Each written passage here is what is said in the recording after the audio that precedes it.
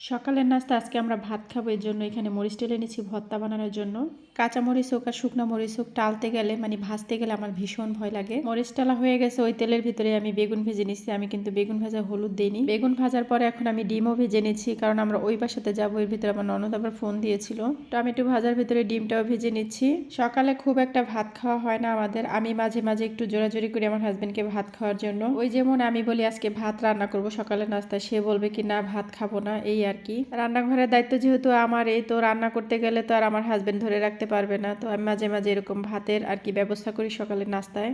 আমার হাজবেন্ড ভাত ভাজা খেতে চায়, তবে ভাত রান্না করা ভাত খেতে চায় না, গরম ভাত। এটা নিয়েই আমি বলতে থাকি যে আপনি তো ভাত ভাজা হলে খুব পছন্দ করেন বা রুটি হলেও অনেক পছন্দ করেন, তো একদিন তো ভাত খাওয়াই যায়, যদি একটু গাল ফুলিয়ে থাকে কিছু করার নেই। তো এই যে আমার আলু ভর্তাটাও হয়ে গেল, এখন আমি টমেটো ভর্তাটাও করে নিচ্ছি ওই পেঁয়াজ মরিচ দিয়ে। এত গরম ছিল এর জন্য আমি গ্লাস দিয়ে ডলে নিচ্ছি, সমস্যা নেই, গ্লাসটা ধোয়াই ছিল।